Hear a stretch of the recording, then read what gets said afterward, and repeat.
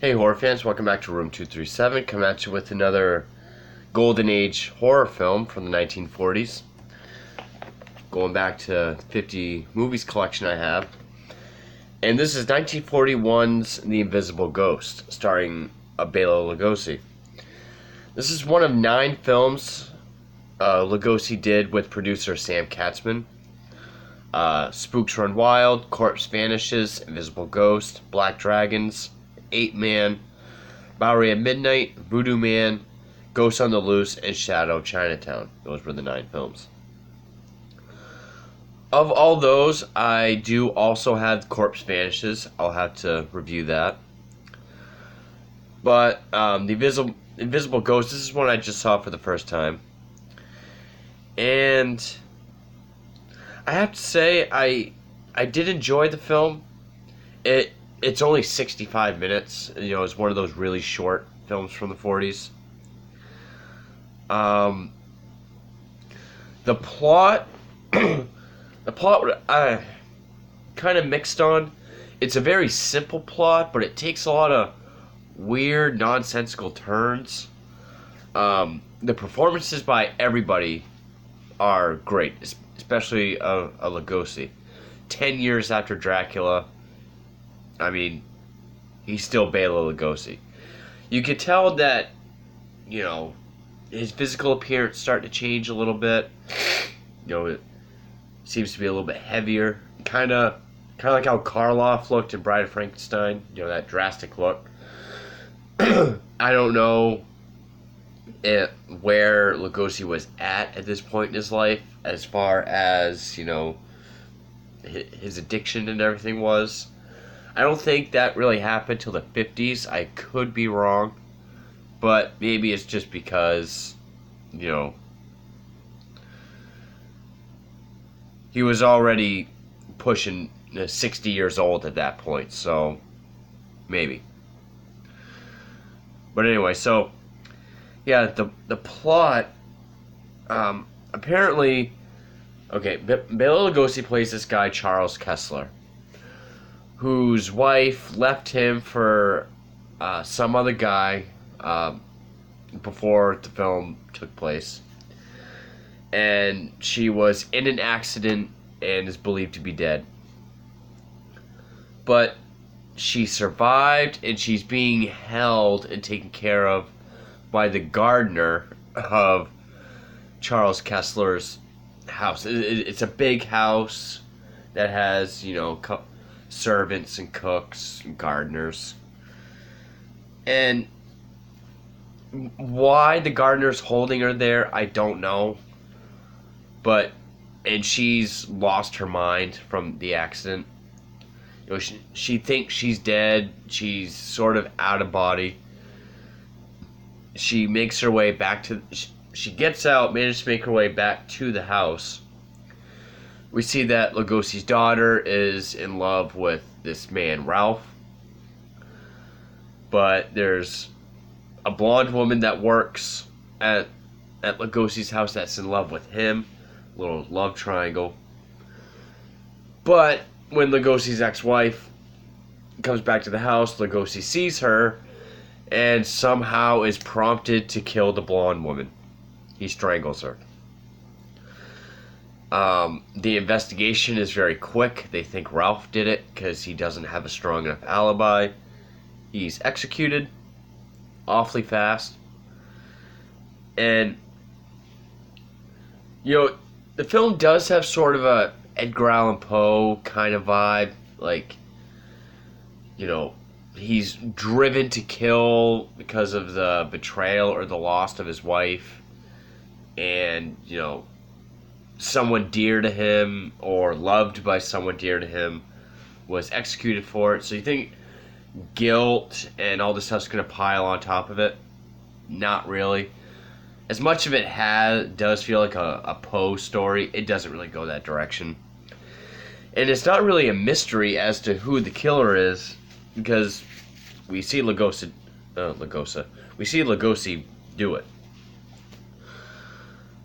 And then, you know, there are a couple murders, but the guy that plays Ralph, is played by...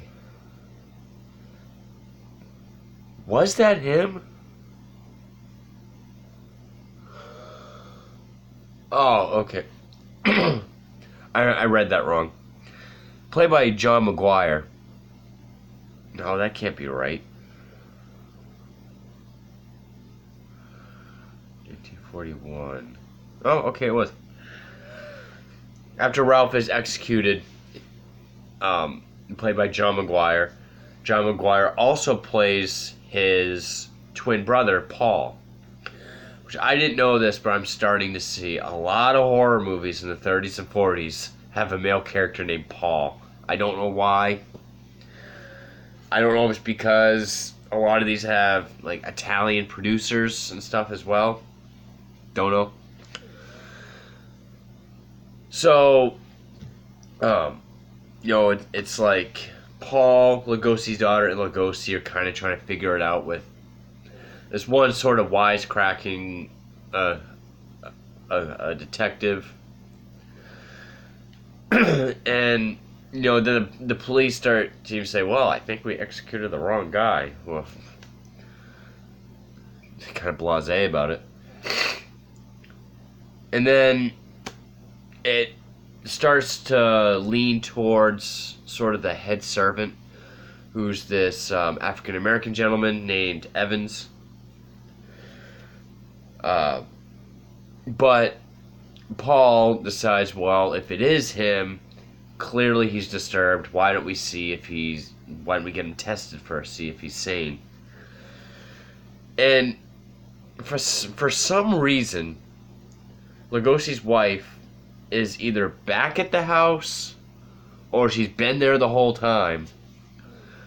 But, there's a few other people there. She's eating a drumstick. Like a meat drumstick, not like a drumstick. I know you know that, but it said she's crazy, so she could have been.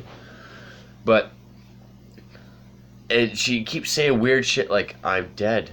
I need to go home. And, weird shit. So the police pretty much know, okay, she's got to be the killer. But when Lugosi sees her, he goes into like this trance mode, and each time he does that, the camera kind of gets kind of fuzzy, which I thought was a nice touch to kind of indicate that he's kind of in a different state. And he starts to strangle a detective. But when they take the woman into the next room, she sits down, but then she falls over dead. Like, she faints and dies for no reason, and then Lugosi snaps out of it. He doesn't realize what happened. And Lugosi does give a good performance. When he's being neutral, Charles Kessler, or he's in a trance, or when like he realizes like he's in a different place, or he realizes what he's done. He does do a good job. And it ends with them arresting him. So, I thought it was a good movie. Again, not a mystery. Not even that much of a horror film, really. I mean, I guess it kind of is. About a murderer. But, it starts to go into like some Poe territory. But then by the end of the movie, it's just a lot of things that don't make sense. Like, why does the gardener start holding her captive and taking care of his ex-wife? Why is it... it's... Okay, I can buy into the fact that he's driven to kill when he sees her. Betrayal of leaving her for another man, which they do say was his best friend. But then the whole thing about... Because she dies in a separate room.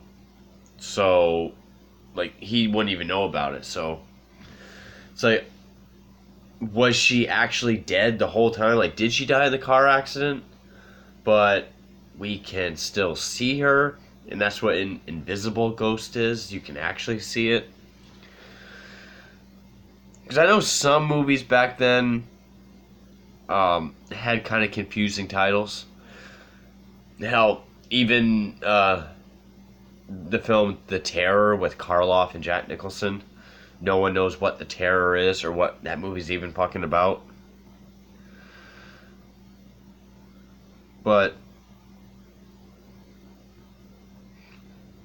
it was originally known as Murder by the Stars, and then The Phantom Monster.